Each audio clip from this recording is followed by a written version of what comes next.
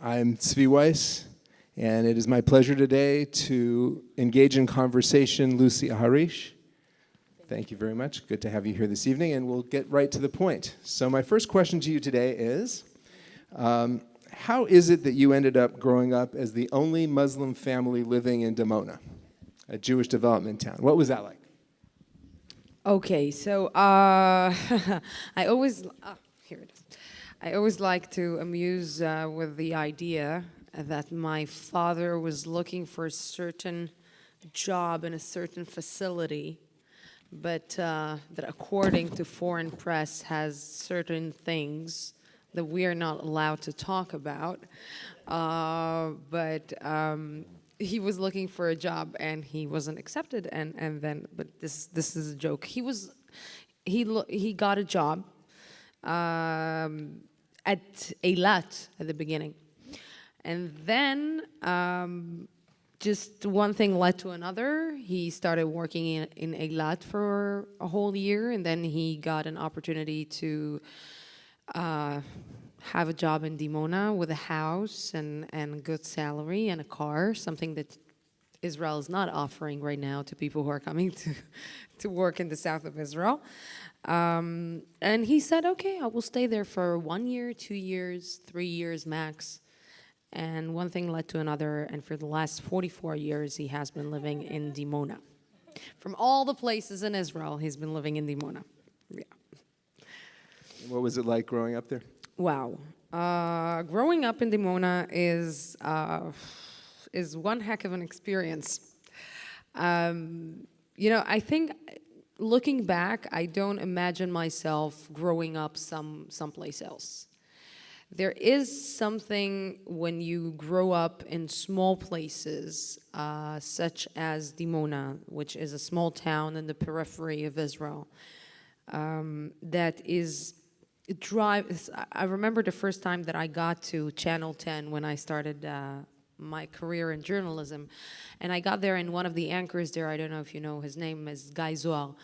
He came and he told me, wow, you are Arab, you're Muslim, you're a woman, and you're coming from Dimona. So it's like you're all the don't do in one woman. Now, the only thing that is left is that you will be a lesbian, and then you will just break all the glass ceilings in the world. So no, and for my mom's luck, I'm not lesbian yet, but yes, it's when you're coming from this kind, like growing up as the only Muslim Arab family in Dimona, which is a semi-secular town, more right-wing oriented. It's not easy, especially when you're. I remember that that my mom took me for a conversation the day before I went to the first grade, and she told me, Lucy, I was, 5, something like 5.5, something like that. And she told me, Lucy, I want you to be always proud with the fact that you are Muslim, that you are Arab, and that you're Israeli, and that you're a woman. Now, for me, it's like, Mom, what do you want? But my mom said that I have to be proud, so I will be proud. So I went to the first day of school, and the teacher is asking, what's your name, what's your name, what's your name, what's your name, what's your name? And I was like, oh. And she's like, yes, I'm Lucy, and I am Arab, and I'm Muslim, and I'm Israeli, and I'm proud. Now the teacher looked at me like with a, okay. You cute girl. Okay, so I said this at the beginning of every class, the first class, the second class, the third class, the first day, the second day. The third day, I started getting beaten up, but really beaten up. Like torn books, torn notebooks, really bad case like you're seeing in the movies when you're getting back to school, but getting back from school all crying and why people are treating me like that. And I didn't understand why people were treating me like that, because I said to myself, it's not clear. It's like they don't know me. They don't know who I am. And after a few days, I started understanding. I started understanding that I was the different girl. There was the fat boy, the girl with the braces, the guy with the glasses, and there was the Arab girl. And I remember that I used to say that kids are mean, but kids are not mean. We are educating kids to be mean. We are educating kids to hate. We are educating kids to see the difference in people.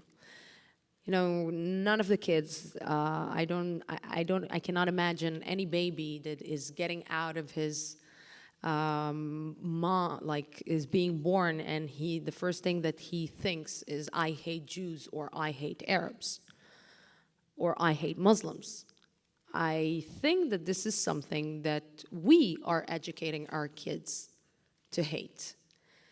And yes, so growing up, it was challenging as the only Muslim girl in Dimona, but it was, if you will ask me today, do you replace your life, or would you like to live in Nazareth, where my parents are originally from?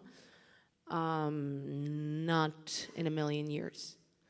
Because I don't think that if I didn't have all these experiences that I experienced, and the beaten up and being beaten up and experiencing racism in school, and seeing evil from both sides, I don't think that it would have made me the person that I am today.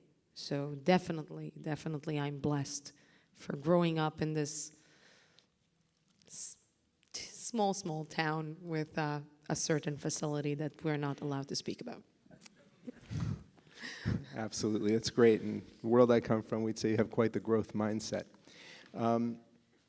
So I was watching a recent episode of your show, a month ago or so, called Sichat Hayom, where you were sitting with your guest, Likud Knesset member Dudi Amsalem, and he went on a rant about the Falasha Mora, those left in Ethiopia whose siblings are in Israel serving the army, etc., and they're not allowed to immigrate to Israel because their Judaism is in question. And there you were sitting there, an equal partner at the table, supporting what he's saying, supporting the aliyah of more Jews to the country. How much of this is Lucy Aharish sitting there herself, and how much of this is Lucy Aharish playing the role of a moderator on an Israeli news show in Hebrew that has an audience that is primarily Jewish? Although my bio says that I'm also an actress, what you see on TV, this is what you get. My mom is always begging me to shut up. She's always telling me, Lucy, please, I beg you, just shut up. You don't have to pay your opinion and to say whatever you're thinking each and every time. And I really sometimes try to shut my mouth. I try not to say anything. I try to sit aside only to ask the questions I can't. I can because I don't think that the role of a journalist is to present things to the viewers. I don't think that the viewers are stupid. I don't think that the people who are sitting at home don't understand or are not coming with their backgrounds to see us. And one day I remember that I used to say that we as journalists should aspire to be objective. We cannot be objective. As a journalist, you cannot be objective. As a journalist, you are coming with your background. You're coming with things that you're going through. You're coming with things that you're passing in your life, with your own experience, and with that, you are going on screen, especially in Israel. in Israel, everything is emotional. Everything is coming from here. You're saying good morning. Like sometimes it's like when I'm like saying something about the prime minister or saying something about the government, or I can even say that today's weather is bad, the first reaction that I will get from certain people is, what? The weather in Syria is better? It's like, it's no matter what I say, it's like, even if I will say, oh, the cheesecake is amazing, what, the cheesecake in Gaza is better? It's like, we're emotional. Everything for us, it's either black or white. Everything is coming from here, from the experiences that we're going through. So being objective, this is lying to the people who are watching you. I cannot be objective, but my goal is to be fair. As a journalist, I have to be fair. As a journalist, I have to sit down and ask myself, well, what would have happened if, for example, you were Jewish right now and you were going through this, and that? And on the other side, what would have happened if you would have been a refugee or a Palestinian living in a refugee camp? What would you think about this, and that? You cannot sit on TV and try to make life better for the viewers. It doesn't work. And the camera, you know, in cinema, I remember in one of the acting classes that I took, we had a Russian teacher. And she told me once, listen, if you're sitting in the theater and you're feeling a little bit uncomfortable and you're starting to move uncomfortable in an uncomfortable way in your chair, it means that the actor is not doing their job right. And it's true. When the camera is here, you cannot lie. You cannot lie to the viewers. I don't see any, when you're seeing me worrying about the Palashmura and why the state of Israel is not doing anything to bring these people back to Israel, for me it's important. Because I know how the state of Israel is acting towards the Ethiopian community inside Israel.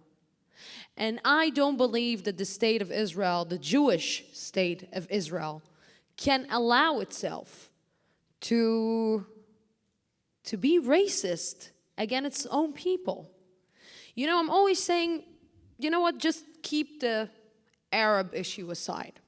I remember in one of before the last, I think the last elections, I was sitting in a panel in Tel Aviv, and on my right side there was sitting somebody from the right, and on my left side there was somebody from the left, and there was the moderator, and they were yelling and screaming at each other. Fascist, Nazi, two Jewish people, yeah?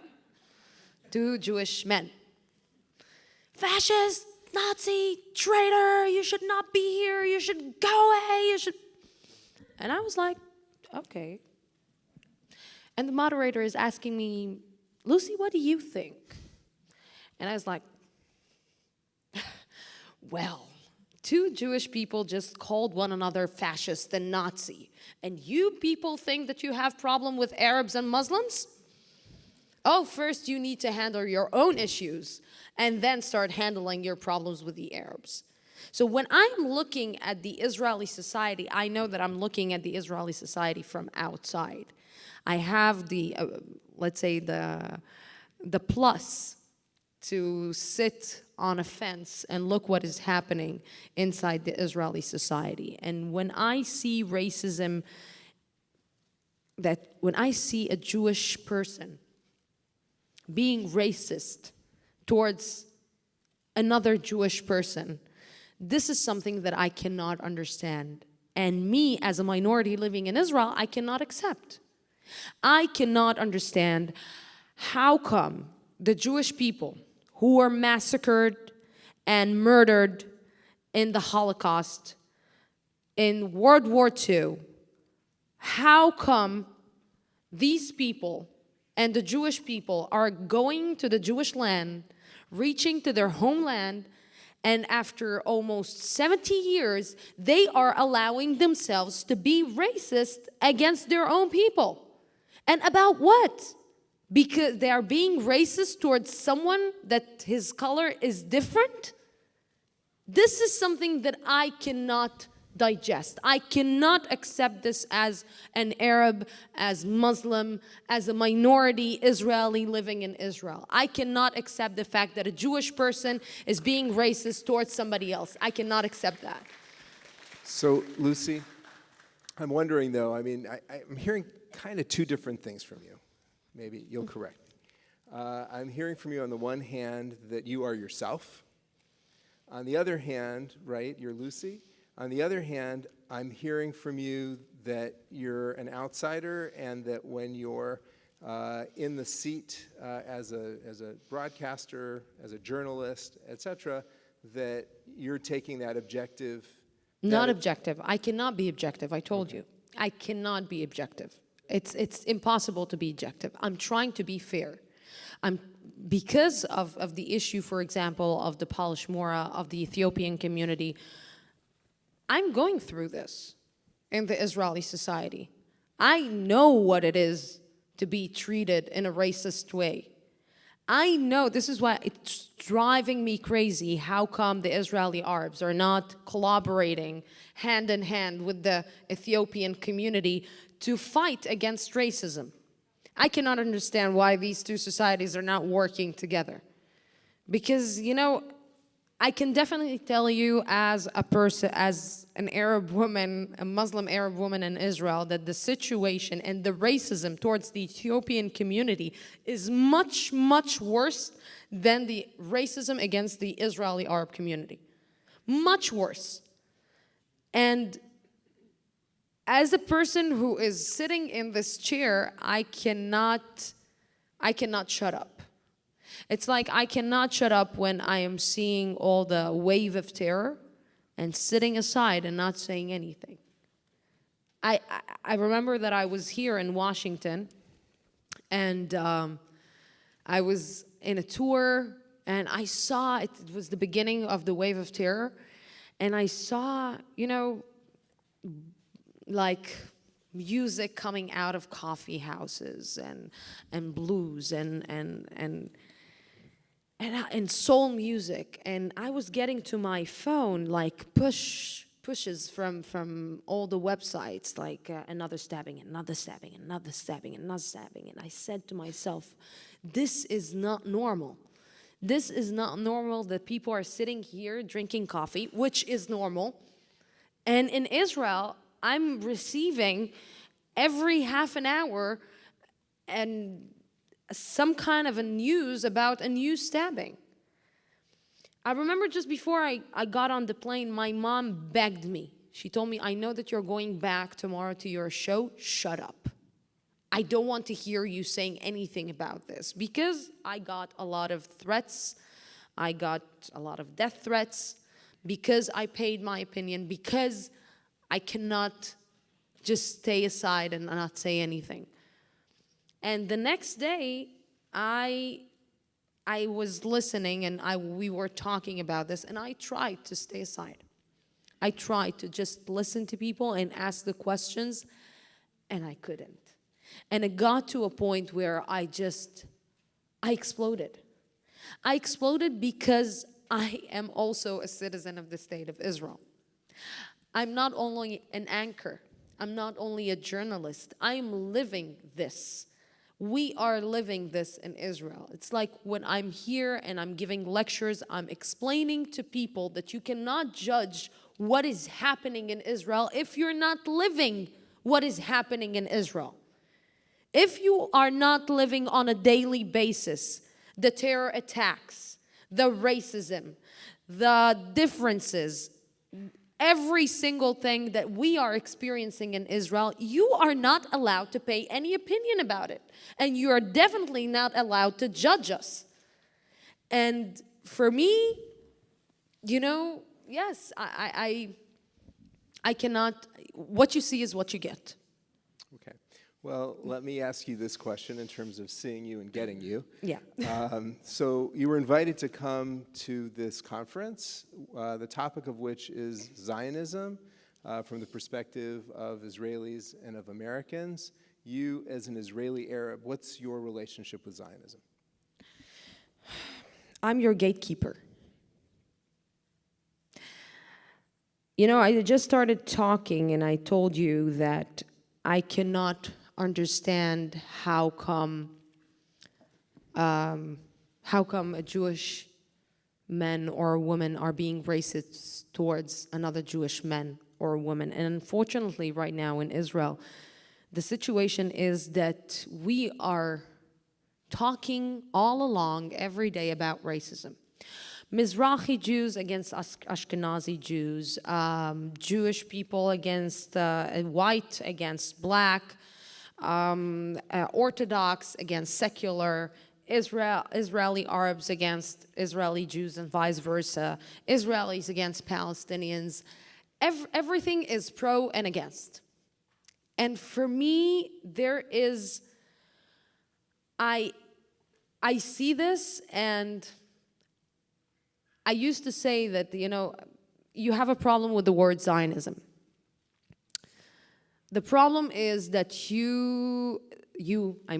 somebody managed to make a very bad PR for this word. Because today Zionism in one way or another is being, you can translate it to the occupier, the one that took, the one that stole, the one that... And when people ask me, what is Zionism for you? Zionism for me is loving your country, is loving the people that are living in your country, is wanting your country to be better, is aspiring for your country to be or lagoim. And when people are saying goyim, when Jewish people are saying goyim, they're putting me into the goyim. When I'm saying goyim, I'm putting everybody who are outside of Israel. Because I want my country to be an example for everybody else. And right now, we are trying, we're doing some experiments with doing something to be an example for. So Zionism for me is loving my country. Zionism for me is not the bad publicity that it got. I know that history may disagree, but I think that we can create our own future, and we can create and make history to stay in history and not repeat itself. So if I'm coming back and I'm telling you that I am the gatekeeper, yes. For me, it's very important that, you know, people are asking me, can this country be Jewish and democratic? It has to be Jewish and democratic. It cannot not be Jewish and democratic. Because the day that the Jewish people will forget what the Jewish people went through, this is the day that Israel will stop being democratic. So it has to be Jewish and democratic because this, I don't see somebody else who can understand better the concept of being democratic than the Jewish people, who can teach the world how to be democratic, who can show the world how democracy should look like, better than the Jewish people. So yes, this country should be Jewish and democratic, because what is happening right now in the Israeli society, it seems that we are in a process that we are forgetting. We are forgetting who we are. We are forgetting what we are. We are forgetting why we are there. We're forgetting. So there is, for me, a big, I'm really worried that this, I'm afraid to use the term process, because the last person who used the term process in Israel ended up in a big big balagan, like we're saying. But I think that there is this very dangerous path that Israelis are taking. And this is a path of hate that for us Israelis is much easier to take it than to take the path of understanding and remembering, and not remembering the Holocaust in speeches. We love to put the Holocaust in speeches. We love to speak about the Holocaust. We love to show the world. I studied in Jewish schools. I studied in the Jewish history. I know what it is to remember and never forget.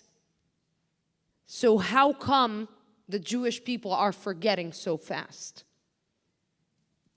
All right, well, let me ask you another question that's somewhat related. So here in the San Francisco Bay Area, we had a quarterback of our football team who refuses to stand up for the national anthem for political reasons. As the head of a Jewish day school, we study Hatikva, and one of the questions that we always debate is Hatikva really a national anthem that is representative of the population of the country? I will ask you the question. What's your feeling towards Hatikva? Obviously, I cannot sing Hatikva. In one of the AIPAC conventions that I participated in, I came to Los Angeles. And I remember that I stood behind the scenes, and it was like a big room filled with 1,500 people. And it started with the American anthem, and everybody stood up, put their right hand on their heart, and they sang the American anthem. And of course, I was standing to give respect. And then there was Hatikva. I stood also there to give respect, and everybody sang Hatikva. And I went on stage, and I realized that I came all the way from Israel. Me, the Muslim Arab woman, came all the way from Israel. And I said this to the crowd. To Los Angeles to speak about Israel and the benefit of Israel. And all the audience had 2 anthem songs to stand and sing, and I don't even have one. And for me, it felt very weird. It felt strange to see that people who are living here in the United States have to, and I don't have even one. But I don't think that this is the problem of Israeli Arabs in Israel. Not the anthem and not the flag. I don't need a flag or an anthem to feel that I am part of Israel.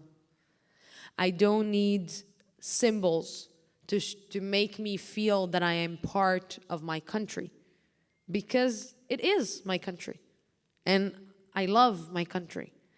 And for me, I need other things to make me feel that I'm part of my country. And it's starting with getting equal rights in Israel and fighting for pluralistic ideas and pluralistic views and equality in Israeli society. I think that the day, because you will ask a lot of Israeli Arabs or Israeli Palestinians or Palestinians who are living in Israel, just define it the way that you want. That's another question. Yes, that's another question. But I think that for a lot of people, for them, it's the first thing that they will tell you, oh, the anthem, oh, the flag, oh. It's not about this. It's not about this. It's about something else. It's about the fact that we are not integrating inside the Israeli society. It's about the fact that, and And it's also like our fault. It's also the Israeli Arab fault. It's very, very convenient for us to sit down and say, it's your fault. It's the Jewish people's fault. Because it's very nice to sit on on a couch and start crying. And crying about how bad the situation is, how everybody did everything against us, how everybody did everything for us and on us and whatever, and stole from us and took from us. And it's very, very easy not to get up from the couch and start doing, and actually start interrogating, and start getting into the society and doing something in the society that you're living in. See what is happening in Europe, for example. Integration is a key. France right now is in shock from what is happening. How come these things are happening when 15 years ago they had huge signs with riots and people going out in the streets and demonstrations coming from the suburbs of Paris, giving these huge signs of people who are not integrating, of people who the French people didn't allow them to integrate into the French society. And look what is happening 15 years later. France is in shock. You should not be in shock. And integration, and this is something that I'm saying also in the Israeli Arab society, is an important thing. You want to integrate, you need to know the language. Imagine that I would have come here and I would have stood and sit right here in front of you and I would have spoken in Hebrew. And you would do this interview in Hebrew. Do you think that half of the people who are sitting here will stay here? No. Half of them will eventually get up. They will say, okay, this is boring. Okay, I cannot listen to both languages and I need to understand and I need somebody to speak my language. So most of the Israelis today, Israeli Jewish people today, don't speak Arabic. And most of the Israeli Arabs only start speaking or studying Hebrew only from the 5th grade. And it gets to a point where Israeli Arabs understand every word that they're hearing, but they don't understand the subtext. And you can, for example, tell somebody, oh, shut up. It's like you will be, when you're saying, shut up. You're kidding. If you will tell this to somebody who doesn't understand the subtext of the language, and it happened to me all the time, he will actually think that you're telling him, shut up. Israeli Arabs don't speak Hebrew from the 1st grade. And when you don't understand the language, you don't understand the music. When you don't understand the music, you don't understand the subtext. Imagine yourself sitting, one of the AP reporters said something very interesting. You see a lot of Middle East analysts who are sitting in Fox News, CNN, BBC, coming and giving you analysis of what is happening in the Middle East.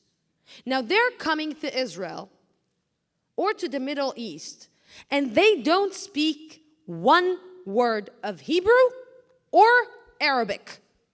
But they are sitting in the best studios in the United States giving you analysis about what is happening in the Middle East. Now you try to imagine that I will be sitting in an Israeli studio or in an Arabic studio, and I will be giving some analysis about what is happening in the United States without even speaking one word of English. This is something that you cannot even accept because you will say, okay, he doesn't even understand our language. How come he's coming and giving us a lecture about or analysis about what and how we're living? So Lucy, I want to ask you a question as an educator again. So do you feel that having multiple education systems in Israel is a mistake? Would you advocate Huge that mistake. there be one? Do you know how many education systems we have in Israel? 5? I don't know. What is it? You have the Orthodox one, you have the Arab one, the Muslim one, you have the Christian private one, you have the public one, you have the semi-religion one, and you have at least 3 more. This is not normal. And the bigger the amount of education systems that you have in Israel, the bigger the people, and you will see the differences in Israeli society. And you will see the gaps in Israeli society. Each group is going to its school. You won't see a lot of, for example, in the Arab and Jewish community, you won't see a lot of schools that are studying people who are going to the first grade, Arabs and Jewish, people who are going to the first grade and studying together. You don't see it. Most of the Arabs and Jewish are meeting one another for the first time in the university. This is not normal.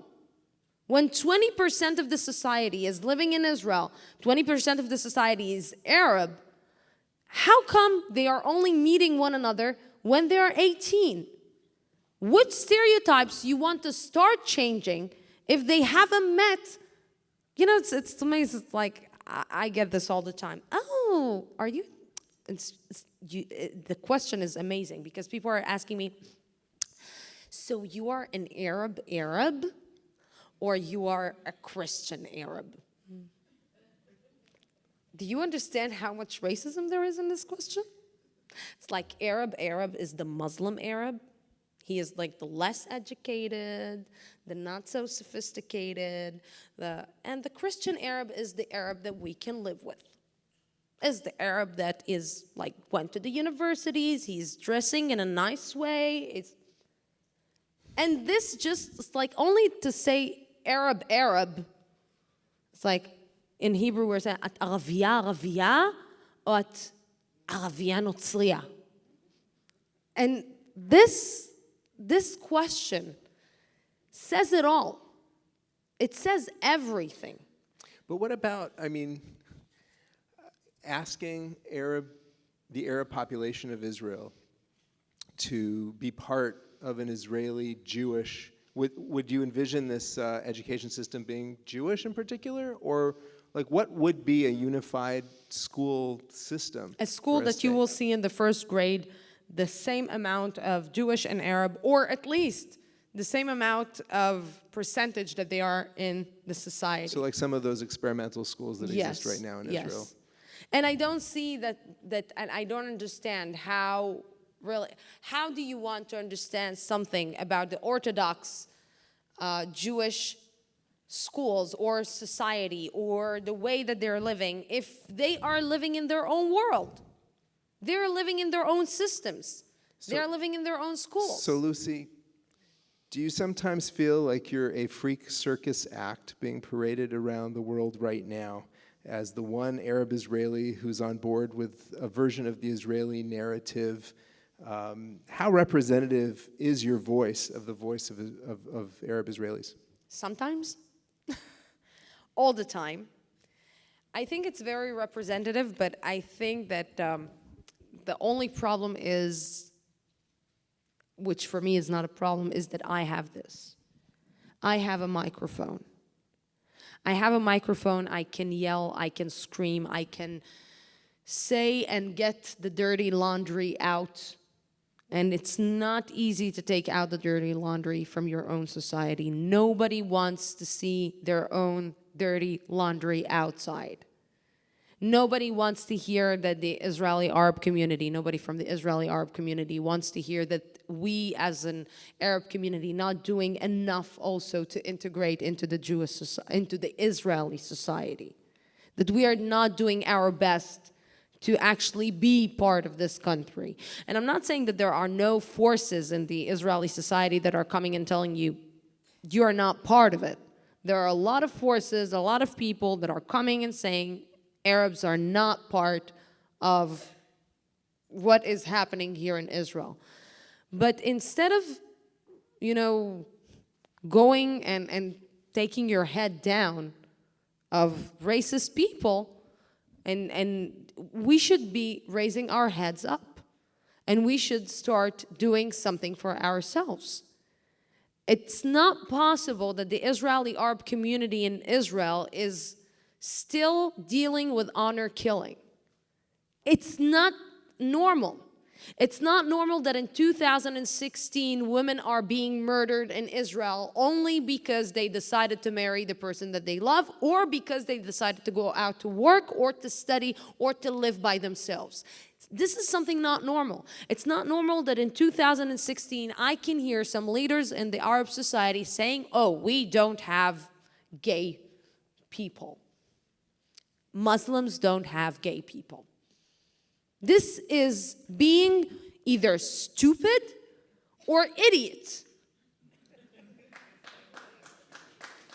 I cannot sit on the side and say to myself, okay, everybody are afraid to talk. A lot of people are afraid to speak out and say, okay, this is wrong. But I remember that in Operation Protective Edge, there was this video. I believe that you know her. Her name is Brigitte Gabriel. She gave a lecture in one of the universities. She sat down with the board and she spoke about Benghazi and what happened in the United States. And there was this Muslim girl that went up and told her, but why you are generalizing all the Muslims in the world? Why you are generalizing? Because the peaceful majority of Muslims are not terrorists. And she looked at her and she told her in the video, oh, I was waiting for your question. And then she started giving her a recap of history about how history is showing that in Nazi Germany, for example, the peaceful majority of the Germans didn't want to murder Jews, but they were irrelevant in South Africa, in China, in South America. The peaceful majority didn't want to kill people, but they were irrelevant. And I'm looking at our societies right now, and I'm seeing an irrelevant society. We are irrelevant in our own countries. And I refuse to be irrelevant. I refuse to sit down and watch somebody who's talking about the rights of the Ethiopians and just shut up, because I will say, okay, it got nothing to do with me. I refuse to sit down and see somebody who is talking about racism against Muslims or against Jews and say, okay, you know what? It got nothing to do with me, because I cannot allow that history will repeat itself. And I don't want that history will repeat itself, and I refuse to be irrelevant. So for me, when I see what is happening, for example, right now in the United States, maybe this guy this football player that decided that he is not singing the anthem because, I don't know, he feels that the words in the anthem are not reflecting what is happening in the American society. Well, his situation is better than mine. At least he has an anthem. He doesn't want to sing it. But, look what is happening in your own country. Look inside your own country. The United States of America is facing maybe one of the most interesting election campaigns that I ever saw. Like, you are standing between a really, really tough decision. And I can understand this. From one hand, you have somebody who most of the people are, I cannot decide because I'm not American, so I got nothing to do with that. But some of the people are saying that she's not reliable enough. And from the other side, there's this guy that he's the bully of the class. And the bully of the class is saying, you know what, just shut up. Everybody's wrong. I am going to do whatever I want, and I'm going to tell you right now what you didn't tell to your friends or what you said in secret to your friends, but you were too ashamed to say. What is happening right now, that some of the masks in the American society are going down. And the question is going back to the people. Is going back to the people of the United States. What are you going to do about it? What are you going to decide to do about it? And I think that at the end of the day, these, a lot of the people are saying, oh, no way Donald Trump will be elected. No way. No way it will happen. Eventually, something will, we are smarter than that. But the people who are saying that no way that Donald Trump will be elected, or no way that Hillary Clinton will be elected, are the people who are deciding to just sit back and say, okay, somebody else will do the job for me. I refuse to somebody else will do the job for me. I want a change. I'm going out and I'm doing a change. If I want something to be different, I'm going out and I'm doing something that in order it will be different. And I'm making the lives of a lot of people in our government, left and right, impossible. I love it. All right. I have a quick question, and then I'll take a couple from the audience as well. In the Arab world, I imagine you might not have many fans. Is that a safe assumption, and how does that make you feel? After I was giving the honor to light the torch in the Israeli Independence Day, there were a lot of pieces that were published in the Arab world. Actually, I have to say that in some of the pieces in Al Jazeera and in Al Arabiya, the comments were pretty good. It's like, I was really surprised. Like, most of the people said, okay, what do you want from her? She's a citizen of the state of Israel. So, okay, they gave her this honor, sababa. In our language, sababa. The biggest amount of criticism that I received was from the Israeli Arab Society. The Israeli Arab Society made my life impossible for this honor that I got. For me, lighting the torch in the Independence Day was something huge. It's like the Super Bowl. You need to understand, it's one of the biggest events in Israel. And for me, it was wow. And I remember that I was supposed to light the torch in April, I think it was. And a month before, we had the elections.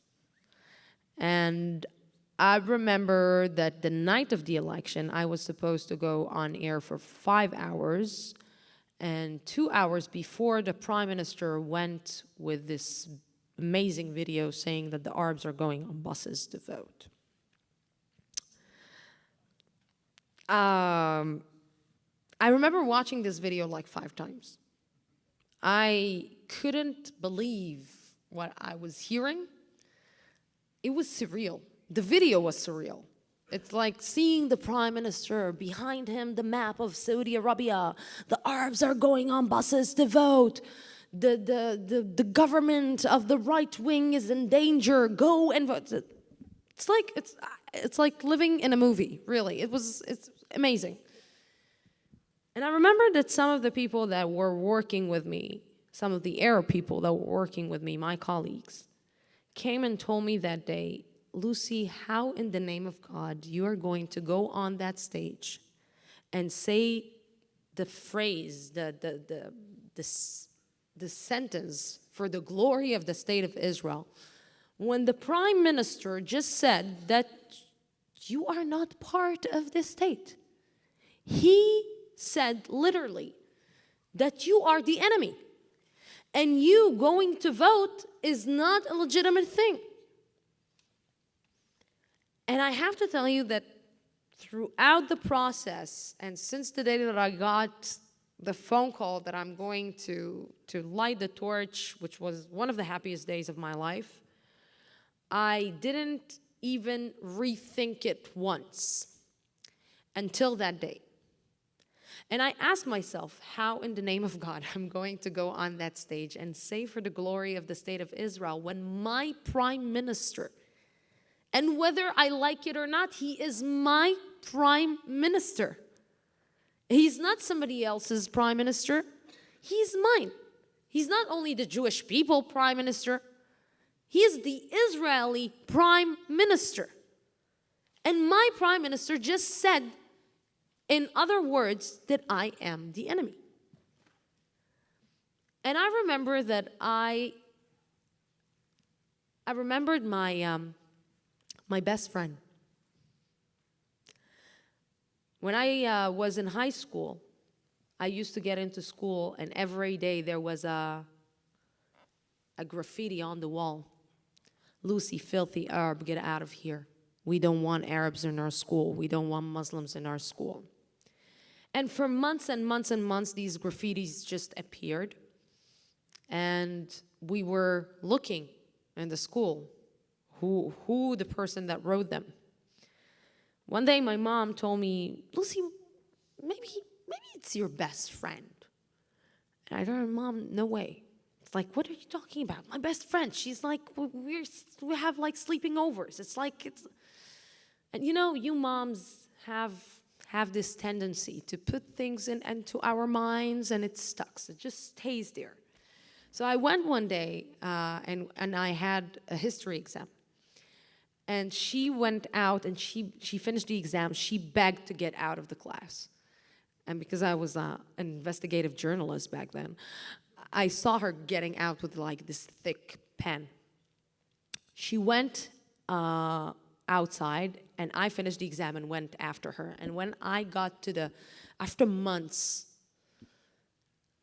when I got to the bathroom, I saw her writing, Lucy, filthy Arab. My best friend. And I remember that I didn't say anything, and I went back to class and I stopped speaking with her. And I remember that the manager of the principal of the school and the vice principal of the school always looked, who is this person? 2 weeks after, the vice principal of the school took me for a conversation and he told me, Lucy, we have some good news and some bad news. The good news is that we found out who is the person who's writing these things on the wall. The second thing is, the bad news are that it's your best friend. And then the principal of the school, who is one of the Yashatid parliament members right now, told me, what do you want me to do? Do you want me to kick her out of school? Do you want me to take her out? What do you want me to do? Just tell me what you want me to do and I'll do it. And I told him, no, I want her to stay in school. And I want her to face me each and every day.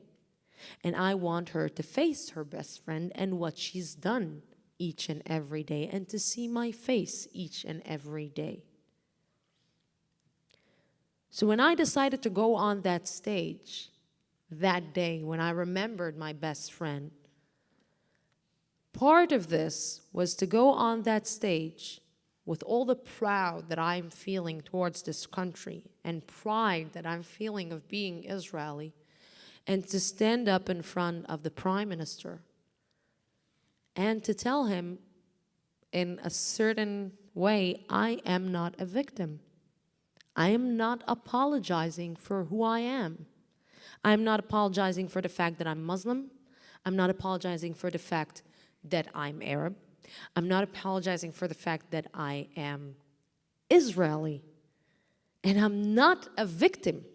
I'm not your victim, and I'm not my best friend's victim, and I'm not the victim of the Muslim society, and I'm not a victim of this government. I am not a victim. I am part of this country, whether you like it or not.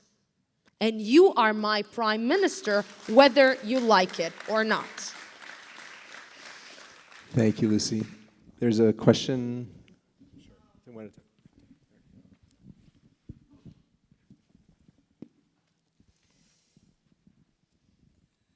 Two things. First of all, there's a book called and improbable friendship.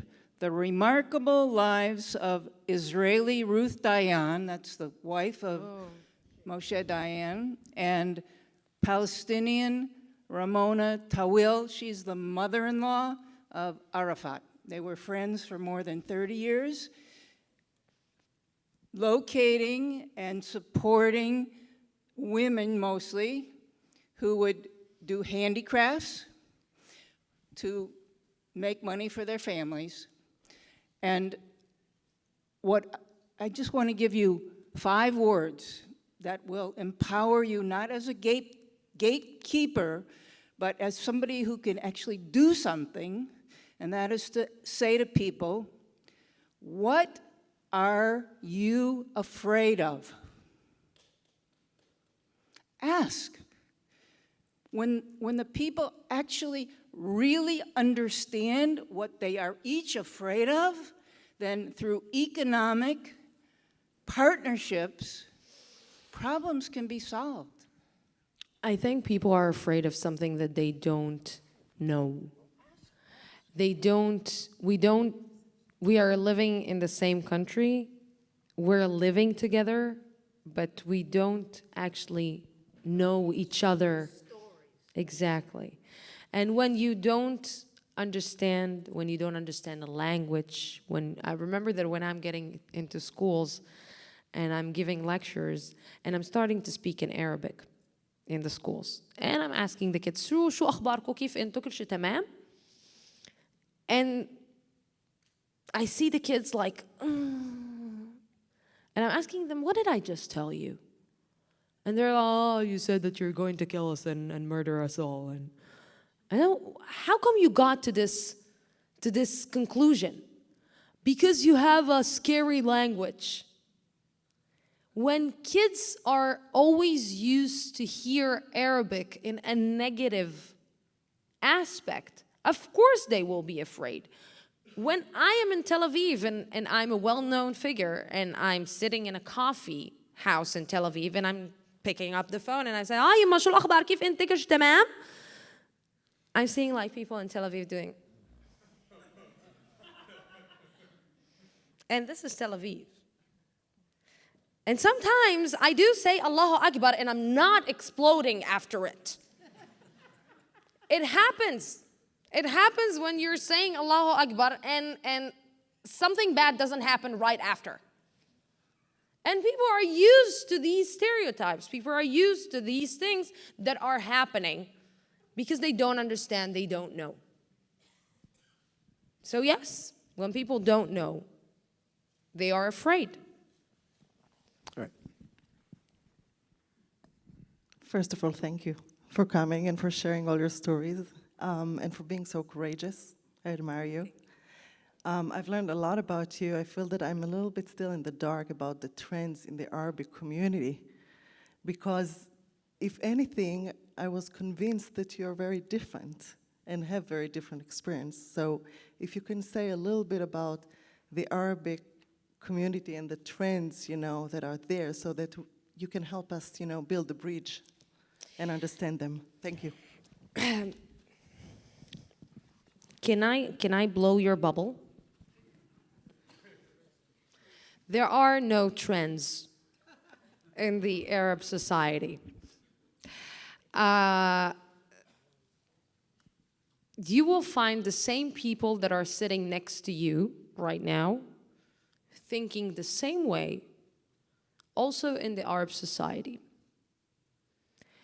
I think that we are so filled with the stereotype that we have in our head that we are not able to look at the person in front of us and to see that we are exactly the same. I'm not different. I'm exactly like you. I think the same. I want to grow up. I want to be successful. I want to live. I want to dance. I want to love. And these are the same things that are happening inside the Israeli Arab society. The only difference is, like I said, is that I have the microphone to yell to scream, to say. I have a camera to speak to say it out loud. Most of the Israeli Arabs don't have it. I don't think also that they are able to say these things because it's a process. Like some of the things that I'm saying today, some people are telling me, wow, you are our microphone. I don't have the courage that I have right now when I'm 35 today. I don't have the courage that I have today like when I was 25. I was less courageous when I was 25. I was really afraid of what people will say, what people will think, how they will act. And I really, really, really, gave a shit about what people are thinking about me. When you're coming from small societies, usually this is what is happening. You are afraid that the son of the daughter of the uncle of the grandma will say this and this and that about you. And you don't want to hurt the honor of your family. I think that today, more and more, people are courageous enough to get out and start speaking out. Somebody very smart told me once, you cannot buy courage in the supermarket. You grow up into it. You grow into it. And I grew up into it. And I think that a little bit and every single step, it's bringing more and more Israeli Arabs to the front. If once you used to see, I was the first Israeli Arab in Israeli TV, now you have 6. And in 2 years, maybe you will have 12. And in 4 years, maybe you will have 20. It's happening, but no trends. What about people living within the Green Line, referring to themselves as Israeli Arabs versus as Palestinians? Where do those titles, how do they make you feel? What do you think about them? Is there a trend? What does that reflect? Listen, a lot of Israeli Arabs, when they hear me refer to myself as Israeli, they are very angry. Because how come you're identifying yourself as Israeli? How come you're saying that you're Israeli? You're not Israeli, you're Palestinian. Now, there is this trend right now in Israel that there is this let's say, I don't know, rumor, fashion, to say that there were no such thing as Palestinian people. It's a fiction. It's a story that the Palestinians made up. Now, to these people, I'm saying this. In 48, a country was founded. The name of the country was Israel. A day before this country was founded, there were people in the country. Now, these people are calling themselves the people of the chairs. For example, the people of the chairs, after 48, deported to, escaped to places. Some of them to the West Bank, some of them to the Gaza Strip, and some of them stayed. Some of them in Jordan. Now, the people of the chairs, the people that stayed here, decided to refer themselves as Palestinians. Who are we? Who am I to decide that they are not? Who am I to say to a person who he is and what he isn't? If somebody sees himself as a Palestinian, why should I say that he is not? If he identifies himself with a story, with a narrative, why should I say that he's not? And it's the same thing that I'm saying to Israeli Arabs that are telling me, you are not Israeli. Who are you to tell me that I'm not Israeli? My story, my narrative is an Israeli one. I didn't live what happened in 48. Nobody from my family lived what happened in 48. We all stayed in our lands. My family specifically. Other families, yes, were deported. Other families has other stories. But when people are coming and telling me, you are not Israeli, stop defining yourself as Israeli, you don't tell me how to define myself, how to identify myself. I feel Israeli. I said this morning. I have Israeli chutzpah. This is me. I'm Israeli. I have an Israeli passport. I'm proud with being Israeli. And yes, I'm also angry about my country and about the way that my country is behaving in certain situations and certain things that it's doing. But it still doesn't make me something else than Israeli. And the person who is saying that he is Palestinian, this is how he feels. This is his identity. And I cannot take it away from him. I cannot take it away from his narrative. This is his narrative. Who am I to argue with it? And do you view that as a greater trend? I think that the trend is, again, I cannot call it a trend because, you know, a trend is coming and going. This new trend... Is it a new reality? I think it's a new reality where I aspire that there will be a new reality, that people will accept one another without tagging them under titles. You are this, you should be this, you should be this, you should be that. I aspire that this will be the society that I will live in. That it's okay that you are this and I am that, but we still can find the middle. And you don't need to accept me or my narrative or everything that I'm doing 200% without me accepting yours also. Thank you, Lucia Aharish. I appreciate it you. very much.